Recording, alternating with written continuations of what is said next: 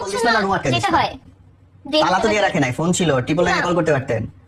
আপনি বাড়াইতে চান, আসলে ঝামেলা করার ইচ্ছা ছিল না। আমি বাড়াইতে চাই, আমি ঘর থেকে বাড়াইতে চাই। আটকে রাখবে কে? কে পৃথিবীর আছে? আপনার কাছে ফোন আছে? এগুলো তো ঢঙের কথা বললেন আপনি আমারে। হ্যাঁ, তখন আমি এরকম মেন্টালিটিতে ছিলাম না। এইটা বলতে পারেন, এইটা আমি আমি বললাম না যে আমি যখন আমার বিয়েটা হয় আমার মাথায় একটা জিনিসই কাজ করতেছিল যে মানুষ কি বলবে, মানুষ এত রাতে আমি কোথা থেকে ফিরছি। এটা মানি আমি। আর ওই সময় আমি ভাইয়া মানে এখন যেমন চঞ্চল এরকমও ছিলাম না যে রাতে আমি কোথায় থাকবো, কার কাছে থাকবো। শক্তিশালী ছিলেন না মানসিক ভাবে?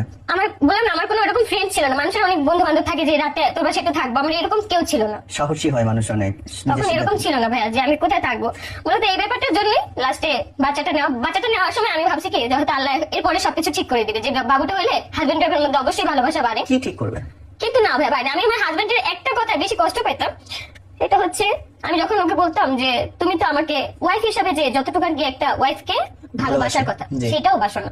তুমি তো সারাদিনে একবার এসে আমার খোঁজ নিতে পারো। প্রেগনেন্ট অবস্থায় খোঁজ নিত না? না, আচ্ছা, খোঁজ নিতে পারো যে আমি খাইছি নাকি আমি ঘুমাইছি, আমার শরীর ঠিক আছে কিনা। প্রেগনেন্ট অবস্থা, প্রেগনেন্টের আগেও। তো তখন বলতে কি তুমি তো দায়িত্ব নিতে পারো না। তুমি হচ্ছে আমাদের এই পেজের জন্য একটা ব্লগ, ইউটিউবের জন্য একটা ব্লগ, প্রতিদিন 32টা করে রিলস, তুমি যদি এই দায়িত্বগুলো মেনটেন করতে পারো তখন দেখবা যে তোমার জন্য আমার ভেতর থেকে কি ভালোবাসা আসে। আমি তখন ভাবলাম কি যে এটা বিবাহিত জীবন নাকি এটা দায়িত্ব, নাকি মানুষের ভালোবাসা তো মন থেকে আসার কথা। যে আমি রিলস বানাবো 32টা প্রতিদিন, একটা করে ইউটিউবের জন্য ব্লগ, একটা করে ফেসবুকের জন্য ব্লগ, এগুলো বানাইলে নাকি আমার প্রতি ভালোবাসা আসবে। তো যখন আমরা তো লাইফস্টাইল ব্লগ বানাইতাম, তো লাস্টে মূলত ঝগড়াগুলো লাগতো এই কারণে যে যখন ভিডিওটা অন থাকতো তখন আমার এক্সিডেন্ট আমার পাশে এসে বসতো, আমাকে ধরতো। তখন আমি বলতাম কি যে এখন কেন আমাকে ধরতেছো, আমাদের রিয়েল লাইফ যেমন মানুষ এটাই দেখবে, আমি এত নাটক বা এগুলো আমি পারবো না দেখাই।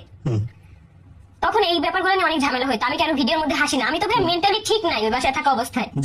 আমি কিভাবে ভিডিওতে আমি হাসবো? ফেক হাসি আমি কি আমার মধ্যে আসে না ভাইয়া।